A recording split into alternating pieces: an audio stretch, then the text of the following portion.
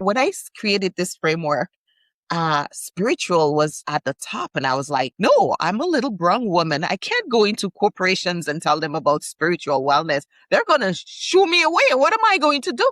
I tried so hard to remove it. But you know, that's where we do a lot of the work. That's where the resilience anchors are. Because if you don't believe in yourself, if you don't know what you believe in, if you don't have the core values, you don't have the self-esteem, the purpose, this is why the vision. How are you going to align with your organizational vision when you don't even have a vision of your own? Do you even know what a vision is and why we need it?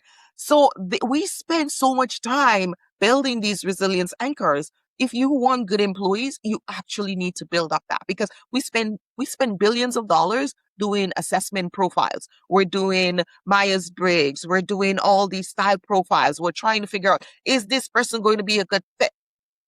But what do we do to build that person? So we just catapult before that. We just say, let's just build the resilience anchors. Then we don't have to wonder if they're a good fit and they have what they need. We're going to build it. We're going to assume that they don't have it, and we're going to show them how to build it so they get the awareness and the excitement about building it. Have you ever heard of something called resilience anchors?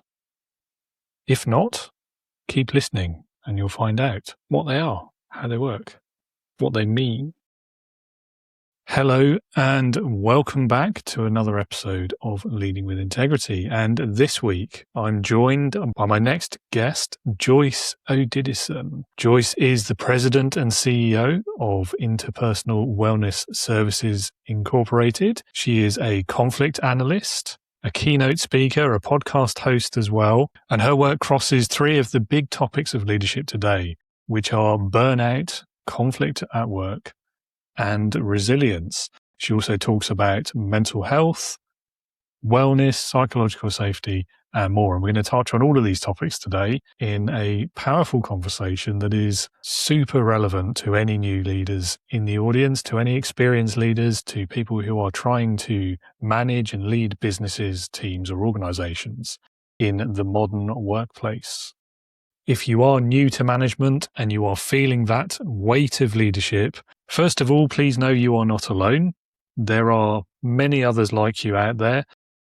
And if you'd like to meet some or be part of a community where you can find support for your leadership, you can reduce those feelings of isolation, loneliness, overwhelm, then please do come take a look at the Integrity Leaders online community. You will find more information in the show notes and at the website, which is leadingwithintegrity.co.uk. This community is built for new managers, new leaders, first-time founders of businesses as well, people just like you. Inside, you will find that supportive network. You will find practical tools, leadership knowledge, courses, resources, and most importantly, a space where you can grow as a leader without that overwhelming pressure to achieve the unachievable perfection. You can join today for free as a leadership explorer. There are also paid tiers available, including the new leader. And if you're interested in one-to-one mentoring, there is also the Bridge Crew tier available as well. It's all built around this podcast, around my work with Leading with Integrity. And there's a bit of a sci-fi flavor to it as well, as some of those tier names may have given away already.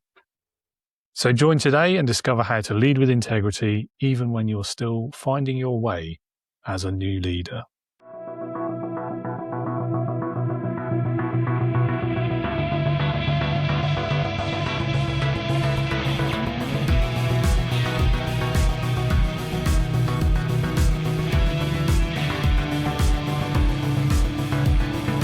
Welcome to the Leading with Integrity podcast. Leadership talk for the modern manager. With your host, David Hatch. Joyce, welcome to Leading with Integrity. It's lovely to have you on the show today. Stevie, thank you so much for having me. It's my pleasure to be here. Oh, well, likewise. Thanks for being with us. And to kick us off, over to you. Sink or swim moment, I guess. Push you into the deep end. Other metaphors also available. Tell us a bit about yourself, your career so far, what you do today, and why you do it. Okay, wow, that's a lot of questions all in one, but it's easy. If you, my name is Joyce Odidison. I'm founder of Interpersonal Wellness Services Inc. My background is that I've been a conflict analyst for 28 years, and my work allows me to be in the what I call the underbelly of workplaces. I get to see what's happening, what's causing the tension and the friction. And I've spent most of those years working with larger organizations. I do work with federal institutions, federal organizations, agencies, Health Canada, Treasury Board, Province of Manitoba. And what I see is that many times there are conflicts happening in the workplace, and I get called in. There is harassment, there's bullying, people are not talking, the leaders having problem. And I created my company almost 30 years ago to address that. And during that time, I started what you would call more of a transformation as I see the challenges, changes. And if we look back over the decade, the issues are not necessarily different. It's the way they're being presented and the systems and structures around it. So I pretty much work with leaders to ensure that their team can perform at a high level, even under pressure. Because what we find is that most times when those conflicts are ripe and we're seeing a lot of frustration, it could be due because changes that are happening in the organization. Sometimes it's a change in leadership. There may be pressures that's ongoing in the organization. There may be different systems issues. So as a conflict analyst, I go in to say, why is this conflict happening? And what is it telling us about your team right now, about the system, about the organization, and unfortunately, about the leader? Because leadership can make or break the team. So during that time, I can do an analysis and we look at the resilience aspect of it. Over the years, I've created what I call the Resilience Intelligence Platform. It is a SaaS product where we bring in teams and we get them to measure their resilience on 9 dimensions. So each person in the team, because we were going in and we were doing work with teams.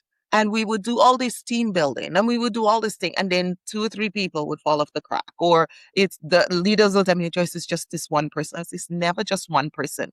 It's the system. It's how they are interpreting what's around them. And then it's their resilience anchors. So through these 9 dimensions, we're able to identify the resilience anchors for each member of the team. So they can identify where their anchors are low. Because when you start to do things like trust building, you get people, good communication, you need some anchors for those to lay on. Because not everybody, you wonder sometimes, this person went to a workshop and they came back and they're doing better. This other person went to the same workshop and it's like nothing happened. They didn't leave the office. And that's because their resilience anchors are different. We all have different levels of our resilience anchors. And when we put learning where there are no anchors, it's like building your house on the sand. When the wind blows, it shifts, it falls back down. And when we build up the resilience anchors for team members, then everybody are able to thrive at a better pace and we get more successful teams that can thrive even under pressure. So we really focus on building resilience for teams that will reduce the conflict, the burnout, the stress, the agitation and the tension and sustain performance. Wow. Okay. So, I mean, there's 3 hot topics of leadership in there already, particularly things like burnout, which seems to, I don't know, seems like it's getting worse and more prevalent in the last sort of 5 years or so. Maybe it's just a change in terminology. I don't know. But so the other 2 being resilience and conflict. My first follow-up question has to be like, what's the most memorable conflict you've ever encountered in your work? Which is a bit of a cheeky question, but I'd love to know. There are some I never want to remember. There are some, but some of these, it sounds like they're seared on your brain. I think one of the ones that was more, actually, it's not even that recent. It was one of the, it's where it makes no sense whatsoever. someone had asked someone to stop doing something to them. There's a team, and the other person said, I really don't like that. Would you stop it? And the person said, you have no right to, because I feel picked on, or I feel harassed. Oh, well, how dare you call me a harasser? And I was like, really? Am I being paid for this conversation? And it's those things where you start to see this person who's received this message has no resilience anchors, no ability to reflect on what they've received and say, oh, it sounds like what I said to you was triggering or upsetting, and you would like me to change that. What would be an alternative? It was like, how dare you complain? So these are the ones you see, and you're just like, and the leader is like, Joyce, I need your help. And I got one team member bawling and the other one just mad at the other one. I was just like, what is going on? So you see the silly ones. And then, I mean, there are the big structural conflicts that are really important. I remember one, I worked with a hospital, and in the hospital, they had the doctors. So it was mostly immigrant doctors working in that hospital, and they were Canadian nurses, established nurses, very experienced nurses. And there was a doctor-nurses conflict. And that spread through the entire community, the entire facility, the clinics, all the surgery, the wait list. And people don't understand how insidious conflict can be. Because what happens is people take sides. We have nurses on side with the doctor, nurses were together, and we have doctors. And I'm like, hello, there's sick people here. Because it makes no sense. The people are in the conflict, and conflict takes over. It has its own energy. And when we get into these types of conflicts, we forget that we're on the same team. We forget that what the overarching goal is to help people get well and heal people and have surgeries and it's, yeah, there are so many, but those are the two that stand out. There's some parallels to politics there, which we probably shouldn't touch. But maybe not today. Yeah, it's but that whole, like, the reaction to being asked not to do something, that whole thing of like being accused is worse than the actual crime kind of thing. Mm-hmm. It seems like a part of modern culture that's just a bit broken to me. It is, like, and I call it the resilience deficit. It's like we no longer have the capacity for reflection. When it's like we're so burnt out, so empty, and when someone say, I don't like this, instead of responding to that person and being, practicing some humility and saying, thank you for bringing that to my attention. I wasn't aware. Because we all get in our heads. I mean, I always say to my family, I said, you know what? In another world, I would be the absent-minded professor just doing my work, because sometimes we get into our heads and we don't realize how what we say and what we do can impact others, right? And people have their own impressions of what you're saying. And so when they tell you that it's not what they expected or that it hurts them, it's your responsibility. Well, thank you for telling me that. I didn't know. And that wasn't my intention. And let's get into a healthy conversation. It's like the resistance. It's like, how dare you? How dare you accuse me? How dare you think I was... It's like, humans have the amazing capacity to make assumptions. That's what we do. So thank you for telling me your assumption. Thank you for being so gracious to share with me what your mind was, where your mind was going, so I can ease you from the burden and prevent you from demonizing me. So I am so grateful. And we've lost that capacity.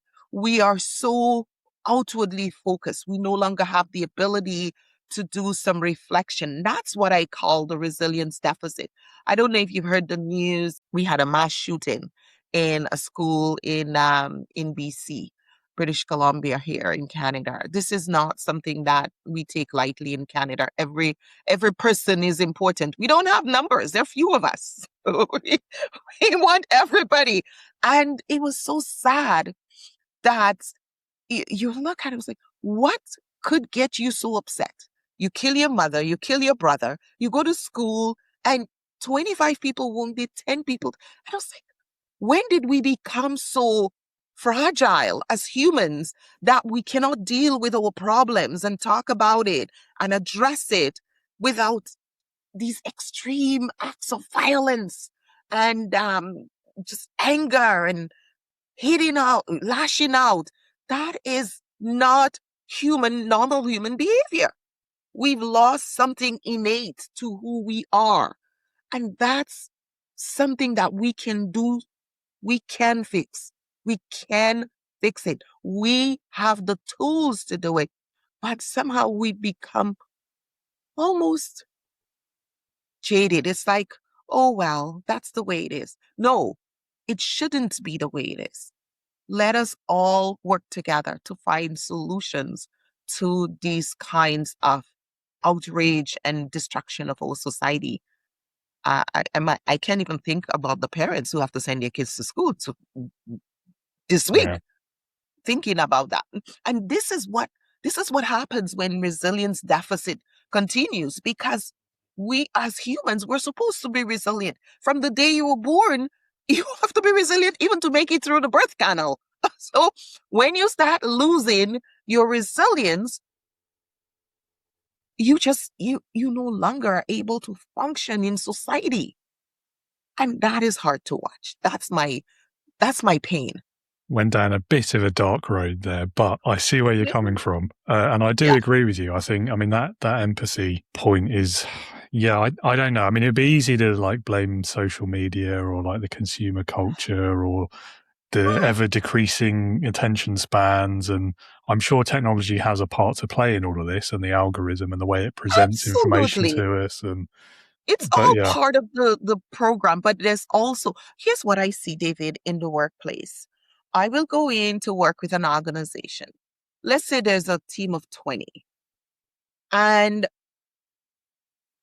probably, when I started working, we barely had anybody who would say they had a mental health issue.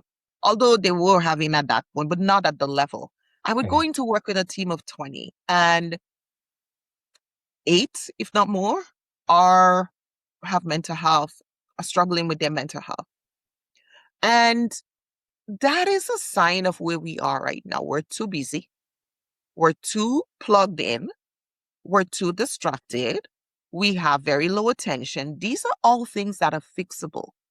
And working with that team, I have to look at the individuals as to where they are at and help them to get to a baseline, because just like all 5 fingers are never the same length, everybody is not going to have the same level of skills.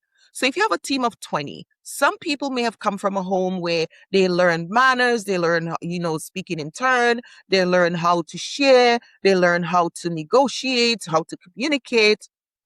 And then you have a whole range of others at different levels.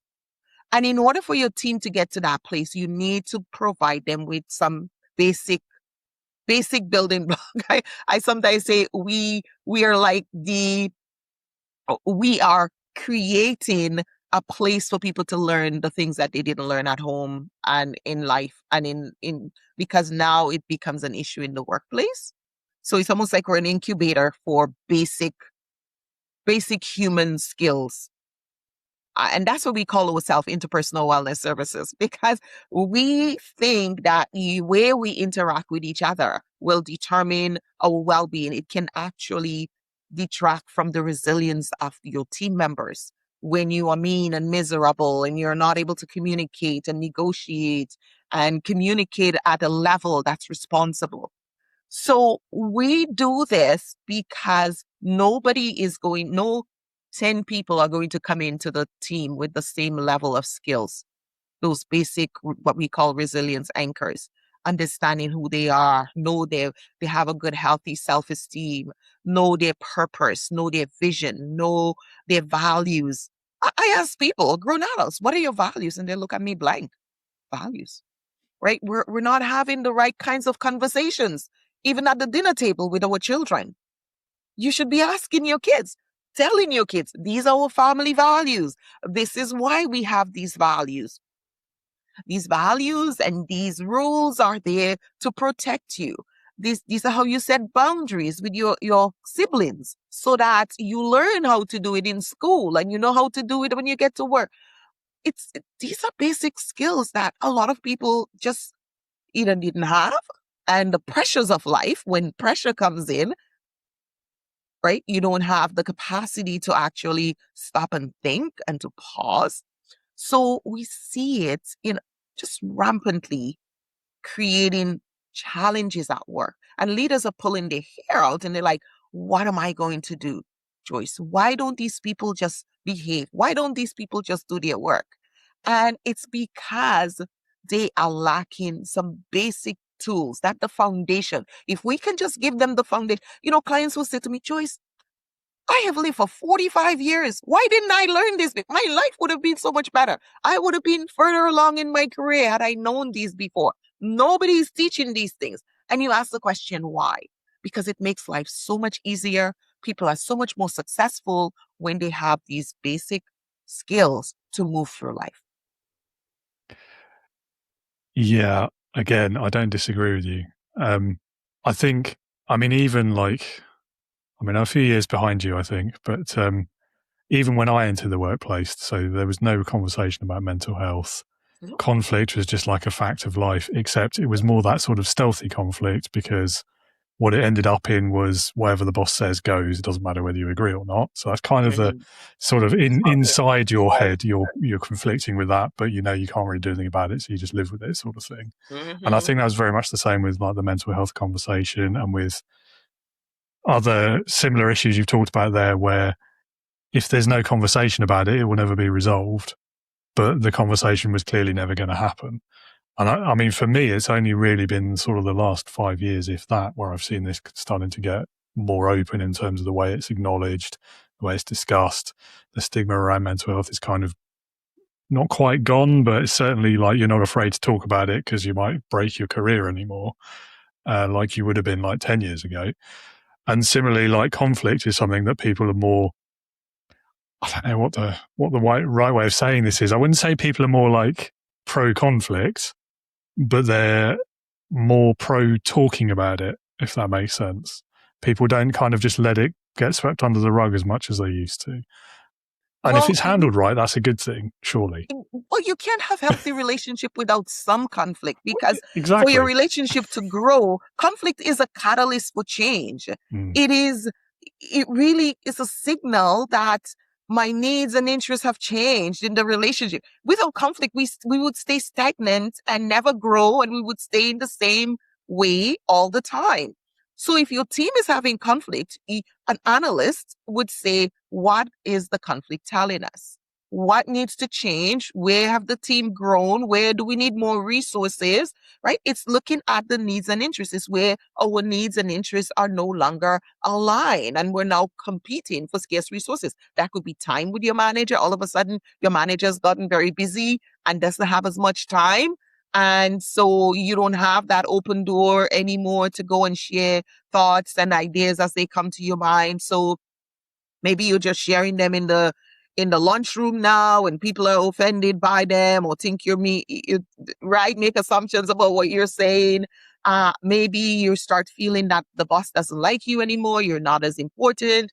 And so it could be time, it could be resources, it could be attention, it could be we're humans are just big kids, right? We still have those same basic needs. And when those needs are not being met, it could be status. Maybe I want to be promoted. When those needs aren't being met, we have that conflict that happens, that agitation, that friction.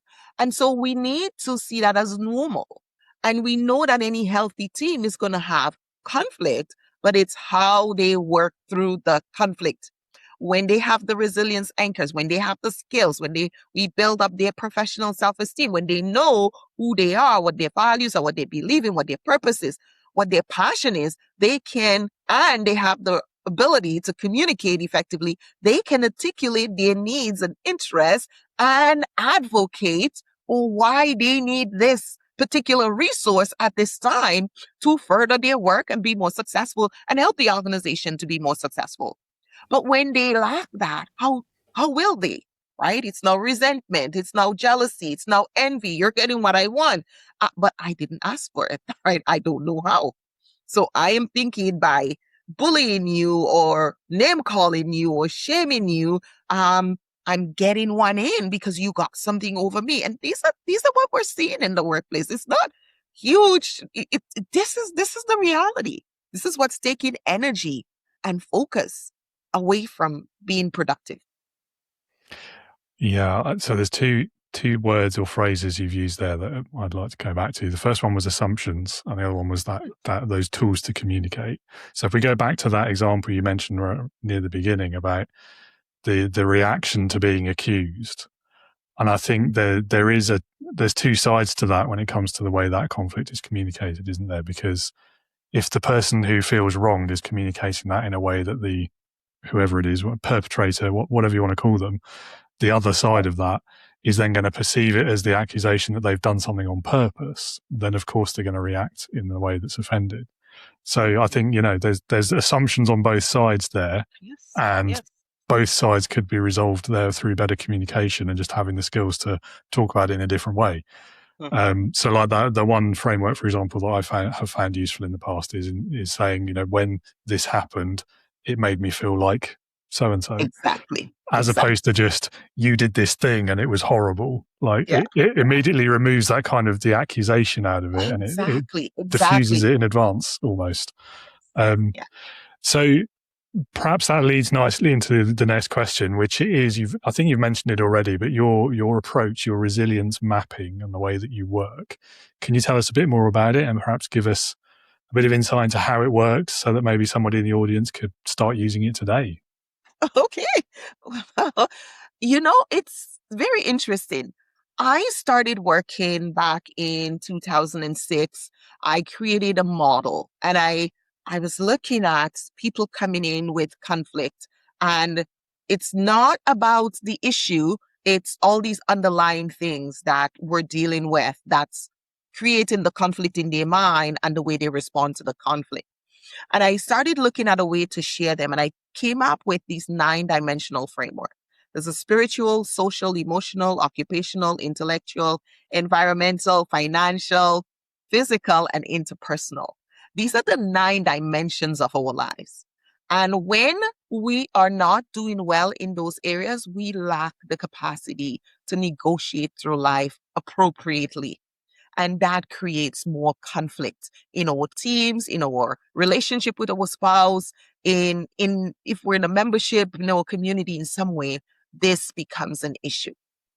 So I wanted to create a way for people to identify how well they're doing in these areas and create awareness for them on what they can do to improve those areas of their lives so they can manage life, because life is strange, difficult, challenging. And you need the tools to be able to manage life in all of these areas of your life, right? Spiritually, socially, emotionally, occupationally. We need that. Intellectually, we need those skills, because we're seeing people making really dumb decisions that are going to affect their life. My daughter calls it career limiting decisions. Right? And I'm thinking, okay, what's driving that?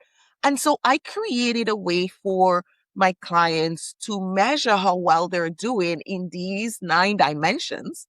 And it gives them it maps this by looking at their activities, what they're doing, how they're doing in these areas of their lives. And it gives them a resilience score. It gives them a resilience index that shows them a quantifiable number. And it breaks down into the skills that they need to develop to improve that area. It looks at the level that they're at, and then it gives them next step, what you should do this week, next quarter to improve those areas. And so we created the Wiz Resilience platform because the whole 9-dimensional tool is the whole wellness improvement and keep making your life well. We call it the Wiz Wellbeing Intelligence System. And so just say WIS for Wiz. And then the resilience platform, they go into the platform, you measure how well you're doing in any one of the 9 dimensions, you get your resilience score. It gives you an entire report that shows you how you're doing, a quantifiable number, and it makes all these unintangible, those intangible things tangible with like a quantifiable number. And now you can see them and say, okay. And so when I coached, like yesterday was a full coaching day, and clients are going through their resilience index, and they're like, yeah, I hadn't thought about that before. This is something that I know, but I really didn't give it the thought, and I didn't see how it was affecting my conversation with my boss and what I'm thinking and how I'm assuming, making assumptions based on that. And this is the connect. I love that. I love seeing people make connections for themselves, because now you're empowering them with skills and the mindset, the knowledge to make those differences. Clients will say to me, I had a leader who said to me when we first started working with him, he said, Joyce, this has opened a part of my brain that was shut, but it will never close again. So that's the thing. And I remember that, because he says, you've opened a part of my brain that will never shut again. Because yes, once you open up that awareness, people have new tools, and the brain says, yes, no, this makes sense. This is what I need to do. And you now have skills that are applicable in all the areas of your life, at home, at work, in your relationships. I was working with a bunch of government leaders, and we put them through the relational leadership program. And they also get to do this. And at about the 3-month mark, I had one leader say, Joyce, I just have to make a confession. And I said, what's that? He said, I just want to let you know that what I'm learning here, I'm teaching it to my teenagers. I have 2 boys at home. I'm teaching that to them. And I guess he was expecting me to say, oh, no, it's just for you. He said, I know it's for my staff, but I'm taking it home. I'm teaching it to my kids, and I'm talking about it with my spouse. And I just smiled at him and I said, who else in the room is doing the same thing? And they all put their hand up and said, you're in very good company. That's exactly why I do the work that I do, because it's more than just in the boardroom. It's more than just in the workplace. You are supposed to share wisdom when you have it, and knowledge to help others. And I'm so glad you guys are doing that. So this is some of the impact of the resilience index and the resilience mapping. So anyone can go to my website at interpersonalwellness.com and start resilience mapping, connect with us, learn how to map their own resilience. We help individuals that just want to improve their lives and create the skills for success. And then we help teams. I spend a lot of time with teams, because I can multiply myself when I work with a whole team. So I love working with organizations. We've worked corporately, but clients have been telling me, actually, we had this amazing project. It was 2003. The Ohio State funded a mental health program, and Miami University was the lead on that. And they're called Miami University, but they're actually in Ohio.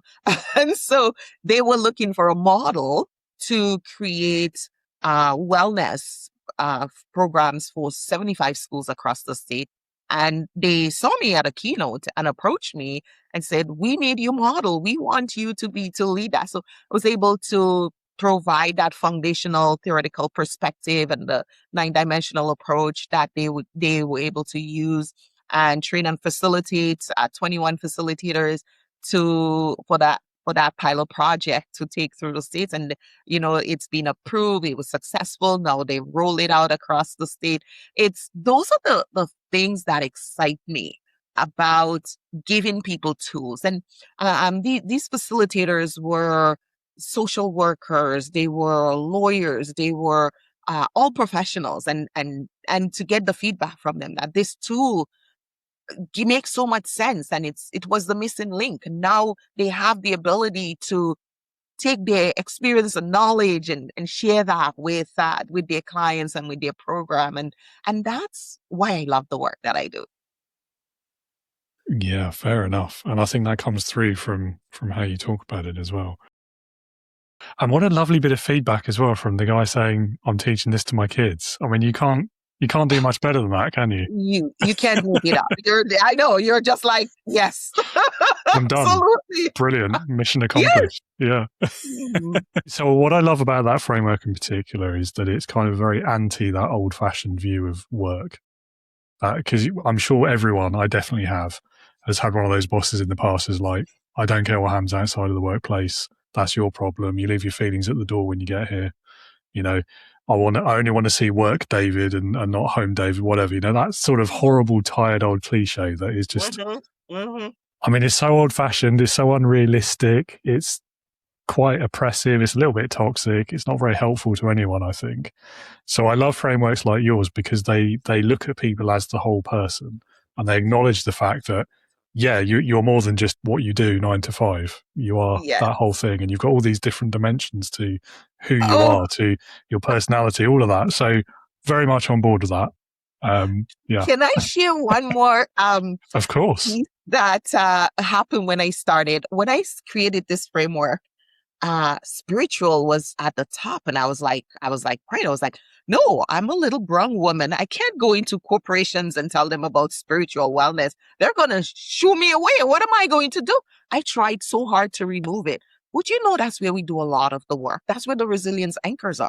Because if you don't believe in yourself, if you don't know what you believe in, if you don't have the core values, you don't have the self-esteem, the purpose, this is why the vision. How are you going to align with your organizational vision when you don't even have a vision of your own? Do you even know what a vision is and why we need it? So we spend so much time building these resilience anchors. If you want good employees, you actually need to build up that, because we spend billions of dollars doing assessment profiles. We're doing Myers-Briggs. We're doing all these style profiles. We're trying to figure out, is this person going to be a good fit? But what do we do to build a person? So we just catapult before that. We just say, let's just build the resilience anchors. Then we don't have to wonder if they're a good fit and they have what they need. We're going to build. We're going to assume that they don't have it, and we're going to show them how to build it so they get the awareness and the excitement about building it.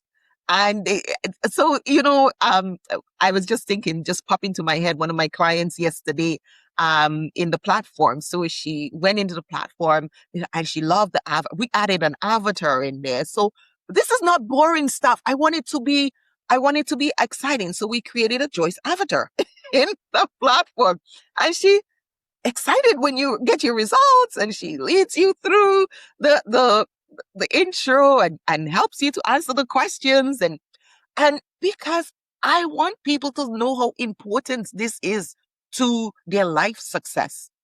This is not just something you go hide away and do. We created a very interactive, colorful, but serious learning platform where people can transform their lives, because we have the ability to do so. And it's important for this to happen. And that's why we do that. Because when we started doing the assessment, I actually started with a little workbook like this before we became electronic. And this looks at the interpersonal intelligence, and it talks about why it is, and the coaching toolkit. So we've built all of this into the platform. And employees would come to me and they would say, Joyce, are you sure my employer knows that you're working on my whole life? Are you sure they're going to pay you for me to work on my whole life? Joyce, this is my whole life. And these were people who were coming to me. They were angry. They were disrespectful to their bosses. They didn't want to be a good team member. And I said, yes, your organization saw the model, and that's why they hired me. And you know what these employees would say? Oh, I guess maybe it's not that bad a place to work then. All of a sudden, the way they felt about their organization changed. Yeah. It's humans are like that. We would like to know that we are cared for, that people care for us, People want to know more about us. People appreciate us. Once I acknowledge that, yes, your organization knows that this is your whole life and that by having a good life, you'll become a better employee. They're like, oh, I guess they're not that bad anymore. It's just like, it was like a complete 360 change from coming in angry, upset that they sent me for coaching. How dare they have done this and then I'm like, oh, my whole life. Okay. I'm like, it was just, the stories, it has been so funny. And yeah. I mean, so we talk a lot about the value of feeling valued, feeling seen, and I think that speaks directly to that story, doesn't it? Because that's what it's Very all about. As a slight tangent, that phrase "career limiting move," I've only heard that used sarcastically. Like, so it used to be someone said no when the boss asked them to make a cup of tea. Well, that was a career limiting move, wasn't it? You know, that sort of thing. But it does have an actual real life context as well. So Yes. Anyway, so what are 3 micro habits that you could share that would help people stay resilient even if they're having a stressful, low energy day? The first thing that you need to do is look at your day. Just have a picture of the day ahead of you and look at what's coming up. And I know if you don't work for yourself, even if you work for yourself, you never know what's going to come up, right? Because you have team members and they might come up with their own things. But just have a visual of your day and start visualizing yourself as capable, as able to manage the day ahead. And that includes being able to advocate for yourself. And I want to speak specifically to employees right now because I am seeing the burnout rates skyrocket. And there are 2 things that they're doing. They're not setting boundaries. You have to look at your list of things to do and pick 3 things that you're going to do today. Identify those 3 things and promise yourself that you're going to do them very well. Anything else on that list is bonus. We are trying to do too many things, and the effort of multitasking is depleting our resilience. Our brain was never designed to multitask. So that's depleting our resilience. Only focus on 3 things. When I first started doing the assessment and when we did it in the booklet, I only allowed my employees to measure 5 areas. They would see all the 20 different things that they could measure in each dimension. And they're like, Joseph, I want to measure them all. I was like, no, because we are going against the grain. If you try to measure all 20, your brain can only handle 5 at a time. So come back.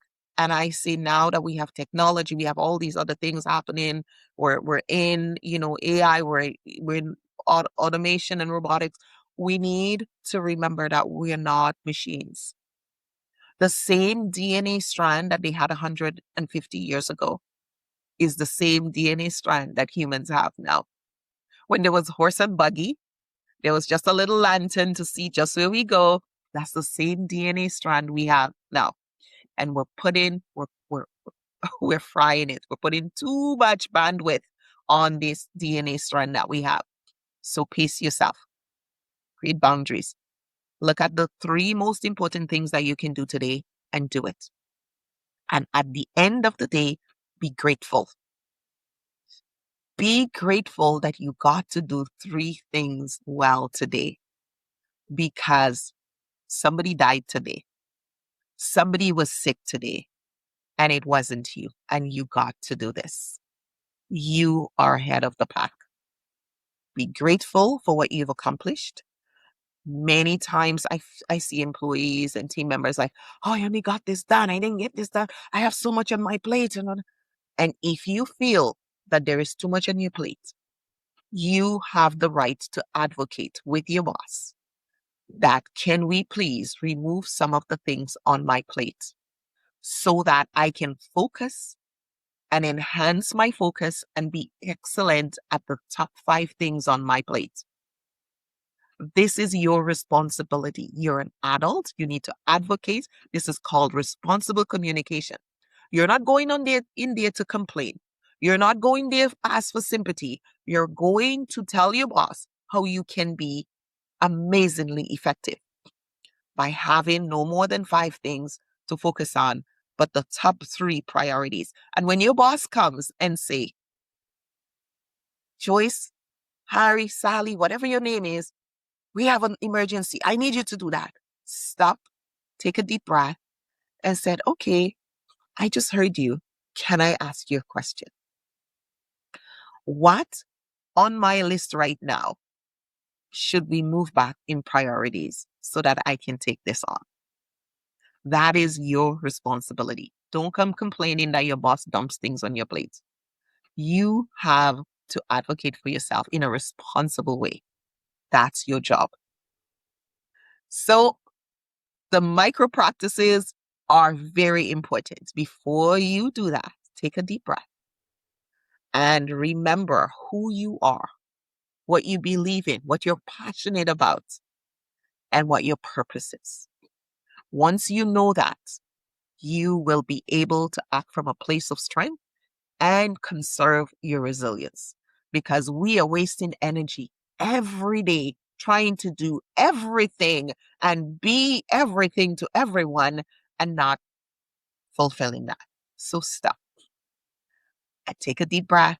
Remember who you are, what you've been called to do, and ask yourself, what are my top 3 priorities today? How am I going to do them superbly? And what do I need? What resources do I need to have them done the way they need to? Who do I need to talk to? Who do I need to connect with? Who can be an advocate for me to get those things done? Who can I collaborate with? And how can I help others? Because you help others when, as a part of a team, you help your team every day when you do your job well. And you help your boss by just doing your job well, doing your 3 things well. And reducing those distractions, because it's very, very important. You can take 2 hours away from your phone. Trust me, you will not die. No, I mean, quite the opposite. Yeah. Tell me what that means.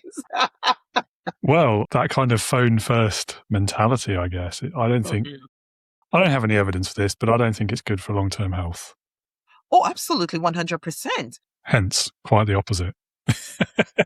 Because we give so much energy to the phone and to these mobile devices, right? And they're intended, there's a book, and I keep forgetting to look for the name of the book, but I read, and he was talking about programming, and we should be teaching that. And one of the resilience competencies we teach is attending, the art of paying attention, and how to conserve your resilience by attention, through attention. We're looking at all the energy we're wasting trying to be robotic when we're not. We're humans, right? And our brain can only focus on that one thing at a time. And when we are attentive, when you give those 3 things on your priority list, your attention, you get in the flow and you do them, and then you can take a break. There's nothing wrong with taking a break every hour, every 90 minutes.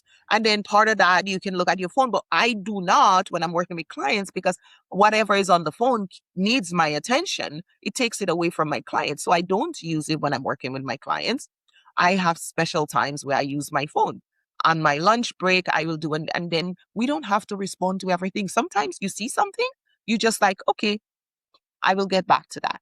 I won't be answering that now, because we need to pace ourselves on how to answer and when to answer and what to say more than we used to, because everything is, we can take a picture of everything now, and the emails, and oh my gosh. And, I used to do a lot of harassment investigations. And as the centuries move on, now we're getting text messages and Snapchat, and all of these things become part of the investigation when we're looking at who did what and where. So we have to be more careful what we say, what we send, what we text in this era. Absolutely. Yeah. Not to mention like the geolocation data as well. So like where you were when you did it and all of this. Yeah. True. It's True. kind of scary. It is the reality. I say it's Yeah. awareness, right? Mm-hmm. Let's be aware. And awareness is responsibility, right? It breeds responsibility. Responsibility breeds action. Mm-hmm. John Whitmore says that in his book, and we need to recognize that, and it's important in all aspects of our lives. Definitely. Yeah. Going back to the importance of putting the phone down, I'm a big advocate of if I have a meeting or something like this, my phone will be on Do Not Disturb, or it'll be in the other room, unless I'm using it for the recording, which I'm not today. Yeah. But even then, like it defaults to Do Not Disturb, so it's not going to bother you while you're doing it. And I think that's, for leaders, I think that's a really important practice. And for me, it's a learned behavior from seeing someone do the opposite and feeling the impact that had on me as a follower. And it doesn't feel good if the boss is sat in a room and you're having a conversation and they're just sitting there not really listening, and you can tell they're not listening. And so many employees complain about that, David, where I went in to talk to my boss and he was writing emails and texting and he's like, I felt so disrespected. I mean, your employees are humans. They're people. How would you like someone to do that to you? So it's very important to do that. Yeah. I mean, it's just rude, isn't it? Like it's not very polite, just at a human to human level, like taking all the workplace dynamics out of it. It's just rude. It is rude, yes. So on the subject of burnout then, we've sort of touched on this already, and we've talked about it from the employee's perspective, and there's some great advice you've given there for people who are struggling with these sort of issues.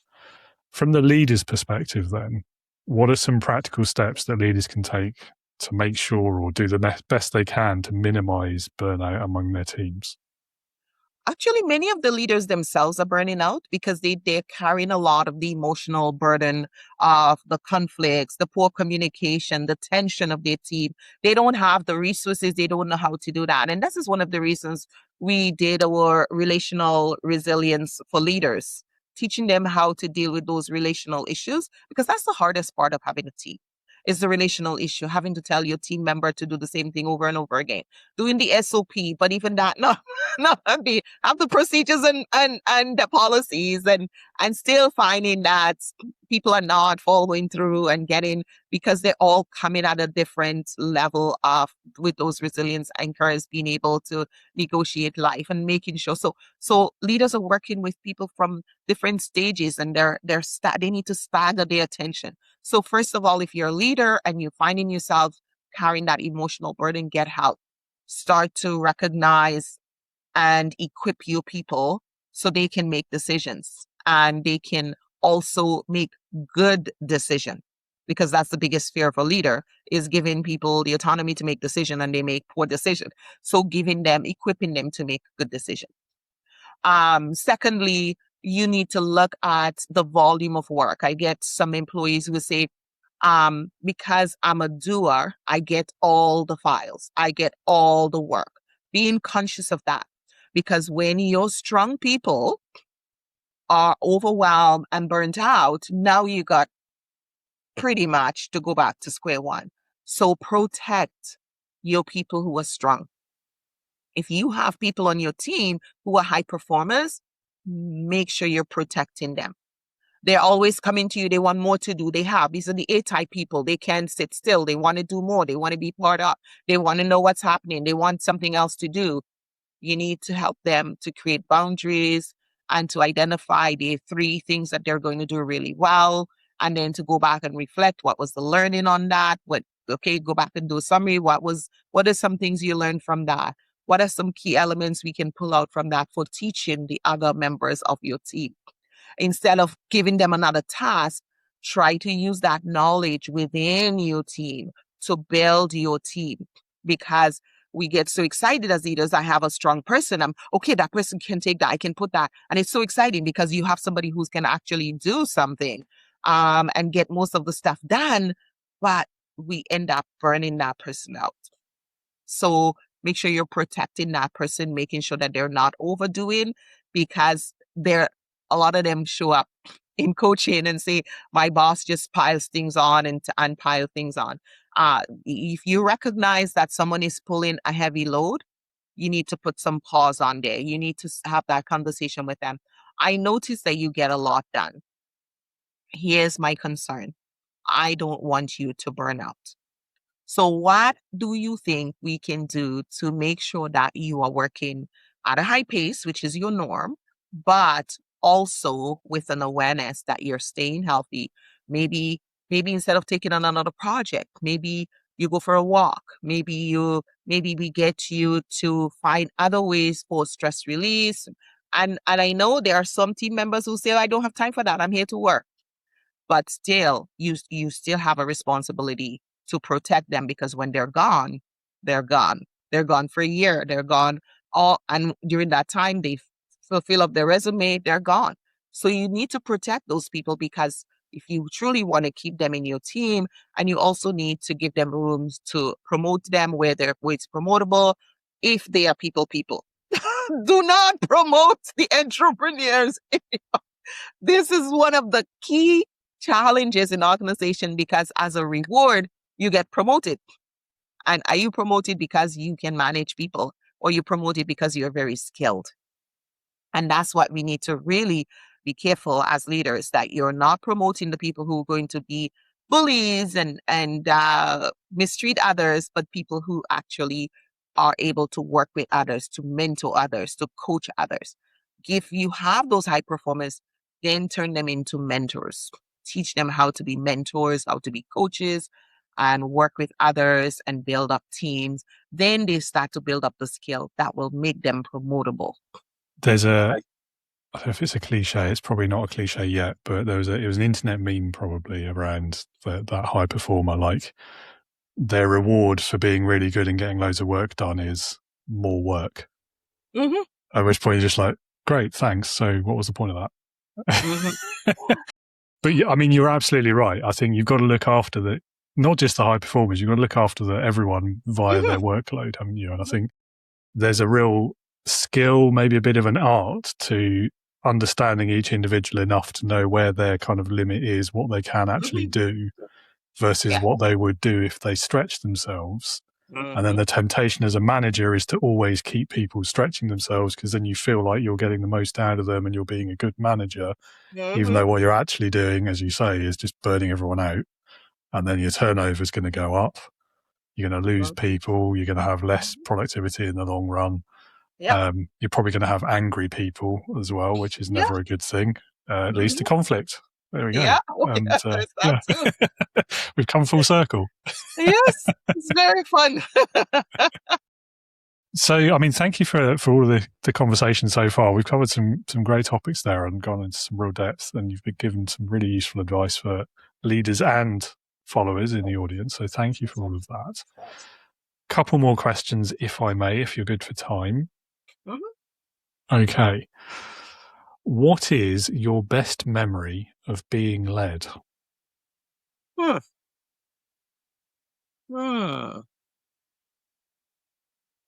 That's a good one.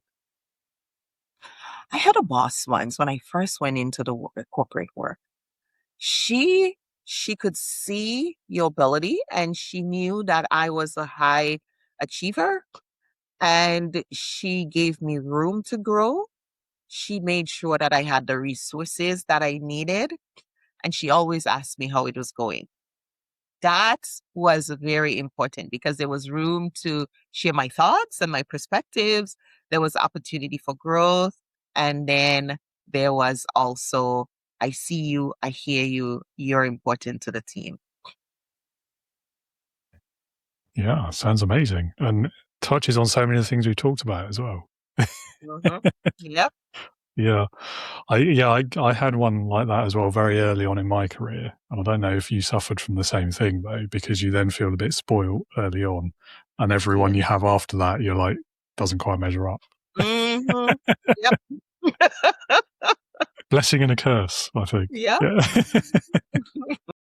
But on the bright side, it gives you that brilliant example to aspire to as well. So, Very true. Very true. Yeah. You may struggle with this question. A lot of people do. And then a lot of people find it the easiest thing ever to answer. So There's never really a grey area in the middle with this, I find. If you could start your career over again, is there anything you would do differently? No. See, easy, isn't it? God, I'm going to have to stop asking that one. No, I wouldn't. I everything that happened in my career led me to this place. And I love where I'm at. I love the impact that I'm having. I love the conversations that I can start. I love the awareness that I'm raising. I love the ability to reach people, not just. I remember when I initially started coaching and that I had the model and I was doing a coaching session with someone from India and we were doing some co-work. We said, Joyce, is it fair that because I live in India, I don't have no access to this kind of model that you have? And to be able to make it, our platform is multilingual. People can take the assessment from different, everything that happened in my career brought me to this moment. And so I wouldn't change anything. Lovely. Yeah. I think I'm fortunate. I only have conversations with people who are happy with their career and the way it's turned out, because that seems to be the most common answer. Or variations on that theme anyway. Okay. Final question. This is my favorite one. No pressure, but it's called Leadership Heroes. Leadership Heroes. So if you had to pick one person, but it could be literally anyone you can think of. So they could be alive or dead, past or present, real or even fictitious, if you're feeling a bit crazy. But it's got to be someone who, in your opinion, would perfectly embody leadership. So who would that be for you and why? You know, that's a good question. And the person that comes to mind is Paul. In the Bible, you read of Paul. He was passionate. I love passionate people. He was so passionate and zealous for what he believed in that he started killing, persecuting the early Christians. And then when he got the encounter with Christ, he switched and he took that same zeal and passion into telling others about Christ. And I love, and he was also very blunt. He said it as he saw it. He was faithful. He was resilient. That there is just so much of his personality that I admire, and I think I see also in myself, and I strive to be. And he never apologized for being himself. He only wanted to model Christ. And that was the thing that I just love about him, that he wasn't a people pleaser. He knew what he believed in and he acted on that. And I think the world would be better if more of us did that. Yeah, there's a lot to be said, isn't there, for not just knowing your values, but having the courage of conviction to stick to them and live by them. Yes. And I agree. I think more of us in the world, certainly more leaders, need to be better at that. And I think you get bonus points. Pretty sure nobody's chosen him before. We do get Jesus quite a lot in that question, but I don't think anyone's chosen Paul before. So yeah, bonus points. Well done. Lovely. Well, Joyce, thank you so much for this conversation. I've really enjoyed it. And it's been educational for me as well. And I'm sure for everyone in the audience too. So the last small thing I will ask you is if anyone wants to learn more about you or perhaps work with you or have a go on your platform, where can they go? How do they do it? They can go to interpersonalwellness.com or joyceodidison.com. Either way, they will still find us. We're all connected to the Resilience platform. Send us a message. They can actually purchase the Resilience Index right on the website as well. That's where we are, and easy to find. I'm also on all the social media platforms. I'm on LinkedIn. I'm on Instagram. I think I'm also on Threads, Facebook, and Twitter. And I believe I have an account on even TikTok. So, yes, Lovely. we are there. Yeah. Excellent. Well, I'll put a sprinkling of those links down in the site show notes so everyone can find them easily. Yeah. And that's all we've got time for. Thank you so much again. Have a great rest of your day. You too. Be well. Bye. Joyce, thank you so much for a generous conversation there. Some big topics, and I think we skirted around some of the controversies quite well. We just about avoided politics, but I think there are important and meaningful lessons there for everyone in the audience, whether you're a leader with 20 years experience or 20 weeks or 20 minutes, there is something in there that you can learn about dealing with people in the workplace. So I hope whether you're listening or watching that you found that useful. Thank you for being with us today. And do please check out the links to Joyce's website, find out more about the work that she does, perhaps find her on LinkedIn as well. And if you are enjoying the show, you've enjoyed this episode, and you want to go deeper into that real messy human side of leadership, the growth moments, the mistakes, the lessons, and so on, then come and hang out with us at the Integrity Leaders community today. Visit the website. It's leadingwithintegrity.co.uk. It's on the screen and in the show notes, so you can find it very easily. Do visit the homepage. There's a fair amount of info on there. There's some articles, resources, there's free stuff that you can download. There's my free quick start guide to leadership. There is the Leadership Heroes quiz, which you can take as well. And once you've finished with all of the free stuff, do click that green button on the homepage and come and sign up to the community as well. It's a people-first, sci-fi flavored leadership community for anyone who wants to be able to lead and manage with more confidence, more clarity, and most importantly, with integrity. Even if you're not thinking of yourself as a, quote, real leader yet, perhaps that's all the more reason to come and find out more. That's all I've got for you this week. Thank you again so much for being with us. And I hope you'll join us again next time when I'll be talking motivation, psychology, gamification, and more with my next guest, Roman Rakwitz. So until then, have a great rest of your week. And as always, be a leader, not a boss.